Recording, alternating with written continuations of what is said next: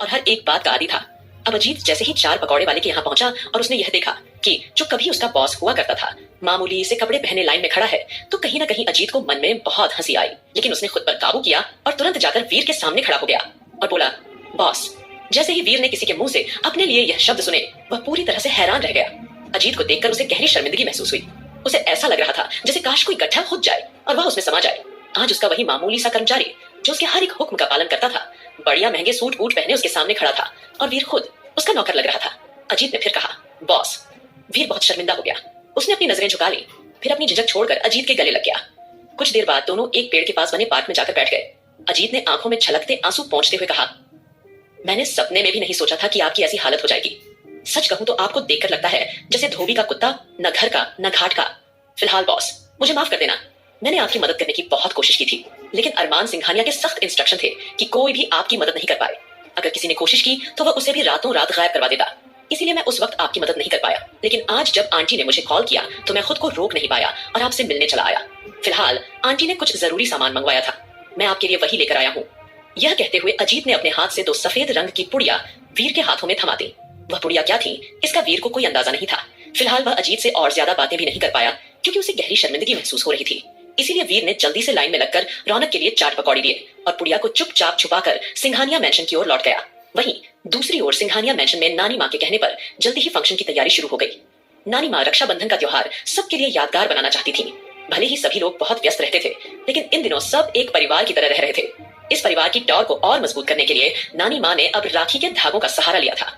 अहान जब घर में सजावट होती देख रहा था तो पूरी तरह हैरान हो गया। ऊपर से रसोई में हलवा पूरी और ढेर सारे पकवानों की खुशबू पूरे मेंशन में फैल रही थी। सभी लड़के अलग अलग कामों में लग गए थे। फटाफट से खुशबू सूंघते हुए अहान हॉल में आकर नानी माँ के पास बोला, इतनी अच्छी खुशबू आ रही है, क्या हो रहा है? आज खाने में क्या बन रहा है?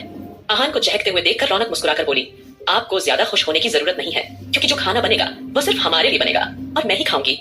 आपको तो कुछ भी नहीं मिलेगा। अहान ने हाथ जोड़कर कहा, प्लीज थोड़ा सा तो मुझे भी दे दीजिए ना। तब नानी माँ मुस्कुराते हुए बोली, शायद बेटा तुम लोग भूल रहे हो कि कल रक्षाबंधन है। आस्था बिटिया भी वापस आ रही है, इसीलिए उसकी पसंद की सारी मिठाइयां मैंने पहले ही बनवा ली हैं। और वैसे भी अब तो मुझे काम करने का सहारा मिल गया है।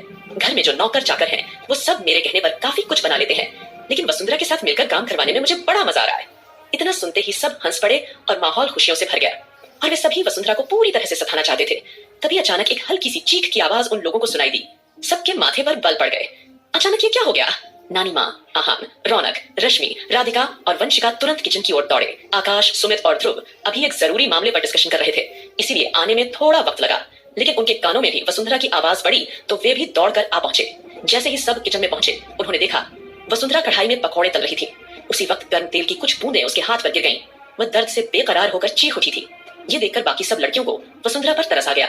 रश्मि तुरंत आगे बढ़ी और बोली, डोंट वरी, ये ठीक हो जाएगा। मेरे पास ऑइंटमेंट है, मैं अभी लगा देती हूँ। क्योंकि रश्मि डॉक्टर थी और किसी को दर्द में देख नहीं सकती थी, उसने वसुंधरा को बाहर ले जाकर सोफे पर बैठा दिया। सभी लोग वहीं खड़े थे क्योंकि वसुंधरा का हाथ वाकई काफी जल गया था। वहीं अरमान सिंघानिया अपनी स्टडी रूम में था, लेकिन वसुंधरा की आवाज उसके कानों तक पहुंच गई। बिना देर किए वह भी नीचे आया। जैसे ही उसने देखा कि सब लोग इकट्ठा खड़े हैं, वह चौंक गया। ठंडी आवाज में बोला, यहाँ क्या हो रहा है? अरमान की बात सुनकर सभी थोड़ा घबरा गए और चुपचाप इधर उधर देखने लगे। साथ ही अपने अपने पार्टनर से दूरी बनाकर खड़े हो गए। तभी अरमान की नजर वसुंधरा के जले हुए हाथ पर पड़ी। उसकी आंखों में जरा भी इमोशन नहीं थे।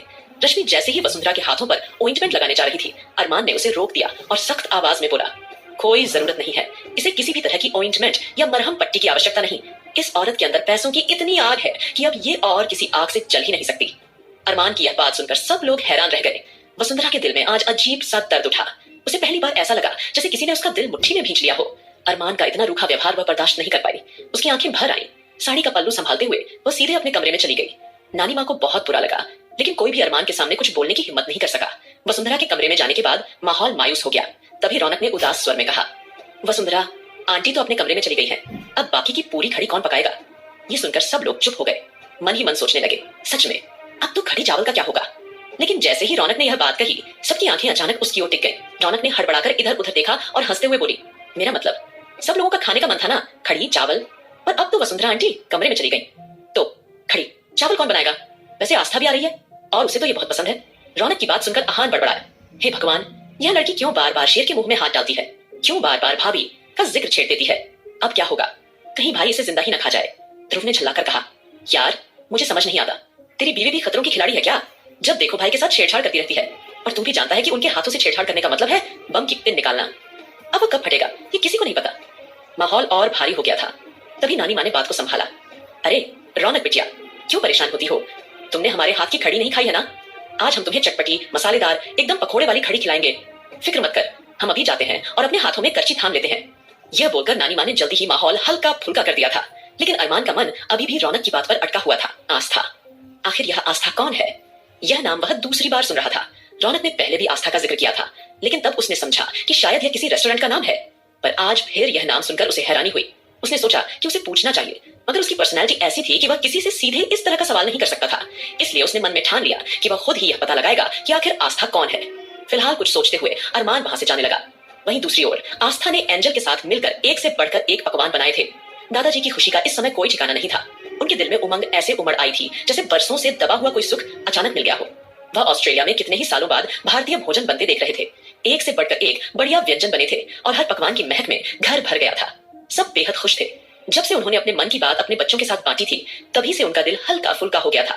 अब उनके शरीर में भी काफी राहत थी और वह पहले से बेहतर महसूस करने लगे थे। उन्होंने आस्था से वादा किया था कि जैसे ही उनकी टांगों का पूरा इलाज हो जाएगा और वह ठीक हो जाएंगे, तब वह इंडिया जरूर जाएंगे और वहां जाकर अपनी खोई हुई मोहब्बत को खोजेंगे, उसके बारे में पता लगाएंगे। सभी पकवान बनाने के बाद आस्था ने खुद अपने हाथों से सबको भोजन परोसा और अपने प्यारे गोपाल को गोद में लेकर ढेर सारा प्यार किया। वहीं अंश मन ही मन सोच रहा था, न जाने मेरे जीत कब आएंगे, कब मैं भी अपनी माँ के हाथ का बना स्वादिष्ट पकवान खाऊंगा, तब तो मजा ही आ जाएगा। दादाजी की गोद में बैठे हुए वह यही ख्यालों में खोया था। आस्था ने मुस्कुराते हुए उसके माथे को चूमा और कहा, बस एक बार मेरा नन्हा राजकुमार बड़ा हो जाए, फिर देखना मैं उसके लिए कैसी कैसी स्पेशल डिश बनाकर खिलाऊंगी। अंश मन सोचने लगा, क्या मेरी मामा के पास सचमुच कोई सुपर पावर है जो वह मेरे मन की बात जान लेती है? तभी आस्था ने एंजल को देखकर हंसते हुए कहा, काश मेरे पास सच में कोई सुपर पावर होती। मेरा बच्चा अभी छोटा है, अगर मुझे पता चल जाता कि वह कब क्या सोच रहा है तो कितना अच्छा होता। इतना सुनते ही दोनों हंस पड़ी। तभी अंश की किलकारियां कमरे में गूंज उठी। उसे मुस्कुराते देख अपने आप ही आस्था के चेहरे पर भी बड़ी सी मुस्कान खिल गई। आज आस्था के लिए सबसे बड़ी खुशी यही थी कि अब वह अपने पति से मिलने जाने वाली थी। अरमान से दूर रहने का ख्याल भी उसके लिए असंभव था। ऊपर से अरमान ने उससे अब तक कोई बात भी नहीं की थी। यही बात उसे और भी बेचैन कर रही थी। इसलिए वह अब अपने ट्रिप का एक दिन पहले जाकर सभी लोगों को सरप्राइज देना चाहती थी, स्पेशली अरमान को। हालांकि आस्था को इस बात का दूर दूर तक कोई एहसास नहीं था कि इस बार वह किसी को सरप्राइज नहीं देने वाली थी, बल्कि खुद ही सरप्राइज होने वाली थी। फिलहाल माहौल में अच्छे से पूजा पाठ कंप्लीट करने के बाद मुहूर्त का पता लगाया गया और नानी माँ के आशीर्वाद से उसने जल्दी ही अविनाश को राखी और एंजल दोनों को राखी बांध दी। दोनों की आंखें नम हो गईं। अविनाश की कलाइयां आज पहली बार भरी थी तो वह बहुत ही ज्यादा खुश था। इतना ही नहीं, जितनी भी राखियां उसने आज तक खरीदी थी और हर साल संभाल कर रखी थी, वह सभी निकालकर आस्था के हाथों में थमा दी। आस्था ने देर न करते हुए वह राखियां एंजल और अविनाश दोनों को बांधना शुरू कर दी। फिलहाल वहीं दूसरी ओर अरमान जैसे ही अपने कमरे में गया, सभी लोग एक साथ एक बार फिर से हॉल में बैठे हुए थे। राधिका, वंशिका, रौनक, रश्मि और नानी माँ के साथ। लड़के लोग अपने गैंग में अलग बैठे हुए थे क्योंकि अरमान सिंघानिया घर पर ही था। ऐसे में सब एक साथ बैठकर किसी तरह का रिस्क नहीं ले सकते थे। इसी बीच वीर, जो रौनक के लिए चाट पकौड़ी बाजार से लेने गया था, वह जल्दी ही उन्हें एक थाली में सजाकर रौनक के सामने लेकर आ गया। पकौड़ियां देखते ही रौनक का चेहरा खिल उठा। उसका बहुत दिल कर रहा था कुछ चटपटा मसालेदार खाने का। उसने फटाफट वीर के हाथ से चाट पकौड़ी लेना शुरू कर दिया। वहीं वीर अब अलग तरीके से मुस्कुराते हुए रौनक को खाने का आनंद लेते हुए देख रहा था। थोड़ी ही दूरी पर बैठे सभी लड़के, आकाश, सुमित, ध्रुव और आहान, यह सब नोटिस कर रहे थे। उन्होंने गौर किया कि वीर किस तरह से रौनक को देख रहा है। यह देखकर अरमान ने अपने हाथों की मुठ्ठियां कसकर बंद कर ली। वह तुरंत ही ध्रुव के कानों में हल्की मुस्कान के साथ फुसफुसाया, देखा तूने, ये वीर रायचंद तो नौकर बन गया है, लेकिन देखो अपनी आदतों से बाज नहीं आ रहा। देख किस तरह मेरी हवा हवाई को खाते हुए देख रहा है। ये वीर रायचंद नौकर तो बन गया है, मगर अपनी हरकतों से बाज नहीं आया। देख किस तरह मेरी हवा हवाई को खाते हुए ताड़ रहा है। अब आगे ये जरूर उसे नजर लगाएगा। एक तो वैसे ही मेरी हवा हवाई को कुछ समझ नहीं आता, और इसको क्या जरूरत थी इस लुच्चे लफंगे से कुछ मंगवाकर खाने की। नानी माँ ने सबको समझाया भी था कि इन दोनों के हाथों को कुछ भी खाने से पहले थोड़ा सा टेस्ट करवा लेना है। लेकिन देखो, चाट पकौड़ी देखते ही ये किस तरह टूट पड़ी आहान वीर को कुछ भी कह सकता था, क्योंकि वीर अब अरमान सिंघानिया की नजरों में घर का एक ऐसा नौकर बन चुका था जिसे सभी के लिए काम करना था। फिलहाल अब रौनक को इस तरह से चाट पकौड़ियां खाते हुए देखकर रश्मि का भी दिल मचलने लगा। वह तुरंत उसके पास आई और अगले ही पल चहकती हुई बोली, रौनक मुझे भी थोड़ा सा चाट पकौड़ी देना, मेरा भी खाने का दिल कर रहा है। आज पहली बार रश्मि का कुछ अलग खाने को दिल कर रहा था, वरना वो कुछ भी खाती थी तो उसे उल्टी लगती थी। उसके पेट में कुछ नहीं बचता था। अब रश्मि की बात सुनकर रौनक ने जल्दी से थाली रश्मि के आगे कर दी। वहीं वंशिका और राधिका भी ललचाई नजरों से चाट पकौड़ी और गोलगप्पे को देखने लगी और वह दोनों भी अब खुद को रोक नहीं पाई और तुरंत उन दोनों के साथ शामिल होते हुए चुलबुलेपन से बोली, यह तो मेरा भी फेवरेट है, मुझे भी खाना है। अब वो चारों मिलकर जुलकर एक साथ चाट पकौड़ियां खाने लगी। वहीं उन चारों को इस तरह से खाते देखकर वीर को तो ऐसा लगने लगा मानो जैसे उसने दुनिया का सबसे खूबसूरत और हसीन नजारा देख लिया हो। इतनी सारी खूबसूरत लड़कियां, वो भी एक से बढ़कर एक, वीर के सामने बैठकर उसके लाए हुए गोलगप्पे और चाट पकौड़ी मजे से खा रही थी। तो ये देखकर वह काफी ज्यादा खुश हो रहा था। वीर को उस वक्त बिल्कुल इस तरह की फीलिंग आ रही थी मानो जैसे वह अपनी गर्लफ्रेंड्स के लिए कुछ लेकर आया हो और उसकी गर्लफ्रेंड्स उसी का लाया हुआ खाना चटकारे लेकर मजे से खा रही हो। कहीं ना कहीं यह सोचते हुए वीर अचानक अंदर ही अंदर शर्मा उठा और उसने अपना सीधा हाथ उठाकर अपने बालों के ठीक पीछे घुमा दिया। फिर वो ललचाई नजरों से सभी लड़कियों के चलते हुए होठों को देखने लगा। वहीं चारों के चारों लड़के जलती हुई नजरों से वीर को ही घूर रहे थे। वीर तो अलग ही दुनिया में खोए हुए उनकी बीवियों को ही ताड़ रहा था और वह चारों सुलगती हुई नजरों से वीर को ही एक तक देख रहे थे। लेकिन वीर को किसी की भी नजरों की कोई परवाह नहीं थी। उसका ध्यान तो बस रौनक और बाकी सबको देखने में ही था। अगले ही पल ध्रुव जल्दी से उठ खड़ा हुआ और वीर की ओर देखकर कठोरता से बोला, अब मैं यह सब बर्दाश्त नहीं कर सकता। ये गुंडा लफंगा इस तरह से मेरी वंशिका को ताड़ नहीं सकता। उसका साथ देने के लिए सुमित और आकाश भी उठ खड़े हुए। कहीं ना कहीं वो दोनों भी वीर को सबक सिखाना चाहते थे, लेकिन आहान ने तुरंत ध्रुव का हाथ पकड़कर उसे रोक दिया और तंज भरे लहजे में मुस्कुराते हुए बोला, क्यों, क्या हुआ? जब मैंने तुझे बोला था कि यह वीर का बच्चा मेरी हवा हवाई को ताड़ रहा है, तब तो तूने कुछ रिएक्ट नहीं किया था, न मुझे कुछ बोलने दिया।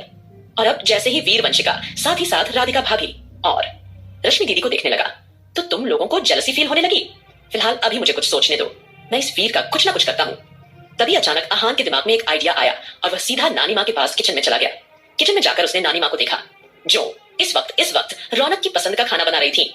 आहान ने वहां जाकर नानी माँ को काम करने से रोका और उनके कानों में धीरे से कुछ फुसफुसाने लगा। साथ ही साथ उसने नानी माँ को यह भी बता दिया कि वीर किस तरह सबकी बीवियों को ताड़ रहा है और यह बात उसे बिल्कुल बर्दाश्त नहीं हो रही है। आहान के ये मुंह से शब्द सुनकर नानी माँ का डिटेक्टिव मोड तुरंत ऑन हो चुका और वो किचन में लगातार यहाँ वहां चहलकदमी करते हुए वह कुछ सोचने लगी। और अचानक तो नानी माँ के दिमाग की बत्ती जल उठी और वह तुरंत आहान के कानों में कुछ हुसुर फुसुर करने लगी। अब जैसे ही आहान ने नानी माँ के शब्द सुने, वैसे ही उसके चेहरे पर एक बड़ी सी मुस्कुराहट तैर गई और उसने खुशी के मारे नानी माँ को गले से लगाकर उनके माथे को चूम लिया और एक्साइटेड होकर चिल्लाया, वाह मेरी तोप नानी माँ, सच में यू आर रियली ग्रेट। आप कितनी ग्रेट हैं, आपने क्या आइडिया दिया है भाई साहब, सच में नानी माँ आप कितनी ज्यादा इंटेलिजेंट हैं। यह बोलकर उसने एक बार फिर नानी माँ के माथे को चूम लिया। नानी माँ अपने आप में ही शर्मा सी गई। वो अपनी साड़ी का पल्लू मुंह पर रखते हुए धीरे से बोली, अरे बिटवा, तुम भी ना जब देखो हमारी तारीफ करते रहते हो। अरे हम इतने भी अच्छे नहीं हैं जितनी तुम तारीफ करते हो। फिलहाल जैसा हमने कहा है बस तुम वैसे ही करो, फिर देखते जाओ कितना मजा आएगा। उनकी बात सुनते ही आहान एकदम से बोला, ठीक है नानी माँ, आप तैयारी कीजिए, क्योंकि मैं आने वाले उस एंटरटेनमेंट को कहीं ना कहीं अपने फोन के कैमरे में कैद करना चाहता हूँ। इतना बोलकर वो मुस्कुराते हुए जल्दी ही किचन से बाहर आ गया और बाकी सबके साथ बैठ गया। अब वीर जो थोड़ी सी दूरी पर खड़ा था, एक बार फिर से लड़कियों के सामने हाथ बांधकर सबको टकटकी लगाए देख रहा था। लेकिन इस बार वीर की हरकतों को देखकर आहान को कोई जलन नहीं हुई। वहीं ध्रुव, आकाश और सुमित तीनों अविश्वास भरी नजरों से आहान को देखने लगे। ध्रुव ने उसे कोहनी मारते हुए तंज कसा, ये क्या कर रहा है तू? अभी थोड़ी देर पहले तो तू बड़ा जल भून रहा था और कह रहा था कि तू आज इस वीर का खून कर देगा, और अब यहाँ आकर इतने नॉर्मली रिएक्ट कर रहा है। इस सिचुएशन में तू इतना नॉर्मल कैसे हो सकता है यार? अब जैसे ही ध्रुव ने यह पूछा, अगले ही पल आहान ने तुरंत अपनी शर्ट का कॉलर घुमाते हुए स्टाइल में कहा, अरे मैं भी आहान द ग्रेट सिंघानिया हूँ, तुम देखना मेरा कमाल, ऐसा जुगाड़ बिठाकर आया हूँ कि तुम सब लोग मुझसे ऑटोग्राफ मांगते फिरोगे। आहान की बात सुनकर ध्रुव का मुंह बन गया। उसने इरिटेट होकर पूछा, ऐसे भी क्या महान काम कर दिया तूने? बोल, जवाब दे। तब आहान एक पल के लिए उसे देखकर हल्का सा मुस्कुराया और फिर थोड़ा तेज आवाज में चिल्लाया, नानी माँ। अब चारों लड़कियां, साथ ही साथ वीर, आकाश, सुमित और ध्रुव सब कंफ्यूजन से आहान की ओर देखने लगे कि ये बेवकूफ इतनी जोर से नानी माँ को क्यों पुकार रहा है। आखिर इस तरह से आवाज लगाने का क्या मतलब हो सकता है? वहीं दूसरी ओर अरमान इस वक्त कहीं और नहीं बल्कि अपने कमरे में किंग चेयर पर बैठा हुआ था और अपने सामने दादाजी को ही घूर कर देख रहा था। एक्चुअली में अरमान ने खुद दादाजी को कमरे में बुलाया था, क्योंकि जिस तरह उसने थोड़ी देर पहले रौनक, नानी माँ और बाकी सबको झिड़की दिया था, तो ये बात दादाजी को पता चल गई थी। इसीलिए दादाजी अरमान को थोड़ा सा समझाना चाहते थे। कमरे में आते ही उन्होंने अरमान को नाराजगी से देखा और सख्त अंदाज में बोले, अरमान बेटा, तू जानता है कि तेरा इस तरह से उन लड़कियों से तकरार करना मुझे बिल्कुल भी पसंद नहीं है, लेकिन मेरी एक बात कान खोल कर सुन ले। उन्होंने मेरे बेटे की जान बचाई है। कितने ही सालों तक उन्होंने मेरे बेटे को अपना बेटा बनाकर रखा है। अब मैं इस तरह से उन्हें यहाँ से उनके एहसान के बदले नहीं निकाल सकता। वो लोग गरीब हैं बेटा, और तू उनके साथ इस तरह का बिहेवियर बिल्कुल नहीं कर सकता। दादाजी की बातें सुनकर अरमान इरिटेट होते हुए बोला, आप अच्छी तरह से जानते हैं मुझे औरतों के नाम से ही चिढ़ है और मुझे बिल्कुल भी पसंद नहीं कि मेरे आसपास कोई भी औरत भटके। अरमान की इरिटेट आवाज सुनकर दादाजी ने मन ही मन माथा पीट लिया और वो गुस्से में बोले, तेरी हरकतें तो छोटे और जिद्दी बच्चों जैसी हैं। कोई तुझे देखकर कह नहीं सकता कि तू एक बच्चे का बाप है। अब जैसे ही दादाजी ने फ्लो फ्लो में ये कहा, अरमान की आंखें हैरानी से फैल गईं। वह तुरंत उठ खड़ा हुआ और दादाजी की ओर सवालिया नजरों से देखने लगा। दादाजी को तुरंत एहसास हो गया कि उन्होंने बातों ही बातों में क्या कह दिया। तो दादाजी तुरंत बात को संभालते हुए जल्दी से बोले, मेरा मतलब यह है कि तू एक बच्चे से भी कहीं ज्यादा जिद कर रहा है। इस तरह से भला कौन जिद करता है? तो थोड़ा सा प्रैक्टिकल क्यों नहीं हो जाता? अरे, एक घर को घर बनाने के लिए औरतों का होना बहुत जरूरी है। तू समझ रहा है ना मेरी बात? और अब मेरी ध्यान से सुन, हमने कह दिया तो कह दिया। तू अब बहन जी और उनकी बेटियों के साथ किसी भी तरह का सख्त व्यवहार नहीं करेगा। अगर तूने उनके साथ बदतमीजी करने की कोशिश की तो मुझसे बुरा कोई नहीं होगा अरमान। दादाजी ने हमेशा की तरह अरमान के सामने अपना पॉइंट क्लियर किया, क्योंकि वे अच्छी तरह जानते थे कि अरमान अब अपने पहले वाले रूप में आ चुका है और उसके लिए सबसे इंपॉर्टेंट अगर कोई है तो वह सिर्फ उसके दादाजी हैं। भले ही अरमान के पिता उसकी आंखों के सामने क्यों ना आ जाए, लेकिन उसके दादाजी की जगह उसके दिल में कोई नहीं ले सकता। इतना बोलकर दादाजी थोड़ी देर शांत हो गए, मगर उन्होंने चुपके से नोटिस कर लिया था कि अरमान का गुस्सा लगातार बढ़ रहा है और अब वह जरूर उन्हें कुछ खरी खोटी सुनाने वाला है, इससे पहले कि कुछ ऐसा हो। दादाजी ने अपनी बेस्ट ट्रिक लगा दी। बीमार होने की एक्टिंग करने के लिए जोरों से खांसने लगे। उनकी आवाज सुनकर अरमान फौरन उठ खड़ा हुआ और पास रखे गिलास में पानी भरकर दादाजी को थमा दिया।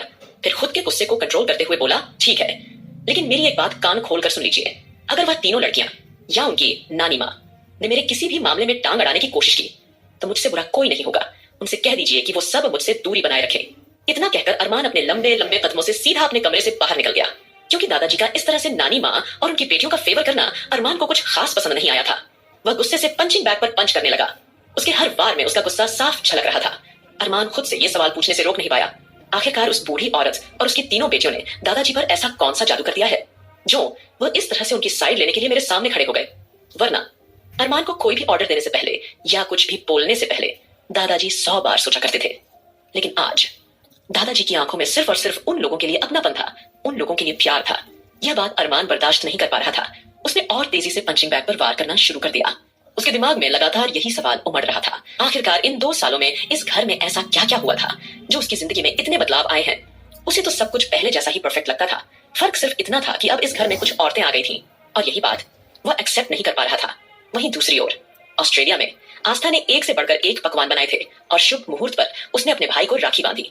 उस पल अविनाश की आंखें हल्की सी झलक उठी। उसने आस्था के माथे को चूम लिया और अगले ही पल खुश होकर बोला, तेरे गिफ्ट के रूप में मैंने सिंघानिया मेंशन के ठीक सामने वाला विला खरीदा है और वह विला मैंने अब तेरे नाम कर दिया है। ये सुनकर आस्था का दिल आश्चर्य से भर गया और उसने एक्साइटेड होते हुए अविनाश को थैंक यू कहा और उसे गले से लगा लिया। ये उसके भाई का रक्षाबंधन का पहला तोहफा था, इसलिए उसने बिना ना नुकूर के इस तोहफे को खुशी खुशी एक्सेप्ट कर लिया। फिर उसने दादाजी से आशीर्वाद लिया और धीमी आवाज में चुपके से बोली, मैं वादा करती हूँ दादाजी, आपकी प्रेरणा को ढूंढने की पूरी कोशिश करूंगी और यह लॉकेट पूरी तरह से संभाल कर रखूंगी जब तक कि इसकी असली हकदार को ना ढूंढ लो। यह सुनते ही दिग्विजय सिंह जी हल्के से मुस्कुरा दिए और अगले ही पल दबी हुई आवाज में बोले, बेटा तुम्हें परेशान होने की कोई जरूरत नहीं है। मैं अपने पल भर के जुनून में वह कार्य कर बैठा, लेकिन पिछले 22 सालों से मैं सिर्फ और सिर्फ पछता रहा हूँ और उस पछतावे की आग में जल रहा हूँ। काश उस वक्त मैं ऐसा जुनूनी कदम न उठाता तो आज मेरा परिवार बिखरता नहीं और शायद तेरे माँ बाप भी जिंदा होते।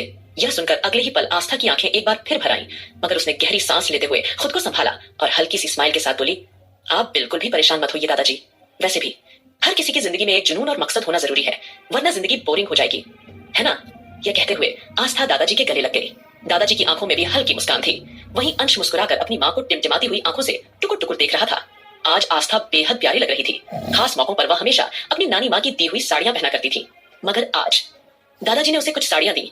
वो कोई आम साड़ियां नहीं थी, बल्कि आस्था की असली सगी माँ की थी। दिग्विजय सिंह ने नौकरों को बुलाकर कमरे से एक बॉक्स मंगवाया।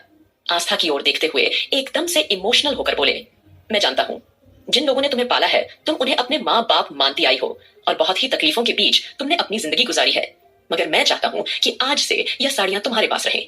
ये साड़ियां तुम्हारी स्वर्गीय माँ की हैं। आगे क्या होगा इस कहानी में जानने के लिए सुनते रहिए।